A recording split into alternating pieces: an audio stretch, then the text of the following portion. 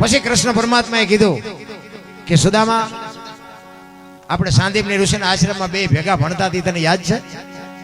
પછી સુદામા બોલ્યા, હા યાદ છે.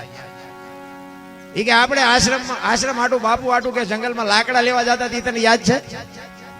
એ કે હા એ યાદ છે. એ કે માતામાએ ચણ્યાનો ભાગ આપ્યો તો મારો ને તારો બેયનો, અને મારા કે તું ખાઈ ગયો તો એ તને ખબર છે? કે સુદામો કે હું કે આપણે કોકનું ખાઈ ગયા હોય અને પછી આપણને એમ કે ત્યાં મારા એટલા લઈ ગયો, બૂસ માર્યું છે, તો આપણે શું જવાબ દઈએ? મારા ભાગના તું ખાઈ ગયો, તને યાદ છે? સુદામો બોલ્યો નહીં, પણ આમાં માથું હલાવ્યું. ઈ કે ઈ તો લાય એમ કહીને બાપુ બગલમાં તાંદુળની પોટલી હતી ને ખેંચી. હો, ઈ સુદામાને એવું હતું કે આ મારે કહેવું નથી, દેખાડવી નથી.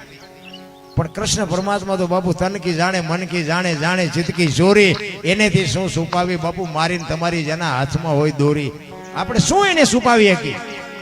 ઈ ફાકડા મીડ્યો મારવા અને બાપુ પોરબંદરમાં બંગલા મીડ્યા બનવાઓ, અને 2-5 દી રોકાણા. અને પછી કૃષ્ણ પરમાત્મા રૂક્ષ્મણીને કહે છે કે પાણી લેતા હો ગરમ ને ઠંડુ બે, આના પગ ધોઈ અને બધાને શરણામત લેવાનું છે. અષ્ટપટરાણીઓ વિચાર કરે કે આજે ભગવાન ગાંડા થઈ ગયા શું? કે આ 15 દી થી નાયો નહીં હોય, આના ટાંટિયા ધોરાવીને પાણી પાવાની વાત કરે.